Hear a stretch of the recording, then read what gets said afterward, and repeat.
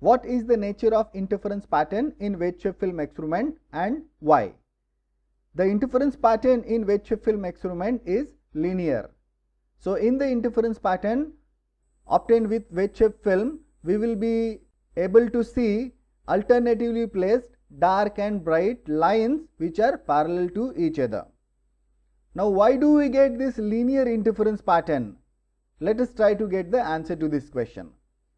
We have shown that optical path difference between the two light rays reflected from the wedge-shaped film is given by 2 mu t cos of r plus theta plus or minus lambda by 2. This additional lambda by 2 is introduced because one of the reflection took place at the surface of denser medium. So conditions for maximum and minimum will depend on this optical path difference. That means the conditions for maximum and minimum will depend on refractive index of the film mu, thickness of the film t, angle of refraction r, and the angle of wedge theta, and the wavelength of light, of course, lambda. Now in a given experimental setup, this mu is constant, refractive index of the film, r, angle of refraction will be constant. For normal incidence, this r will be equal to 0 actually. Theta, the angle of wedge, we are not changing, it will be constant. If we are using monochromatic light, then wavelength lambda will also be constant. So that means the optical path difference depend only on the value of thickness t, and therefore the condition for maximum and minimum will also depend on this value of thickness t.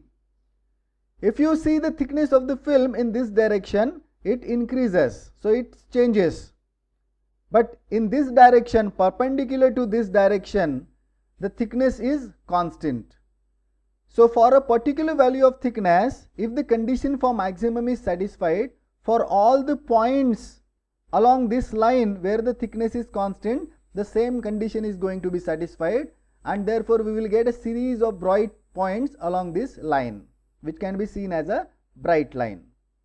As we go ahead, the thickness t changes, and for the new value of thickness of the film, if the condition for minimum is satisfied, for all the points along this line where the thickness is constant, the same condition for minimum will be satisfied, and we will get a series of dark points which will be seen as a dark line.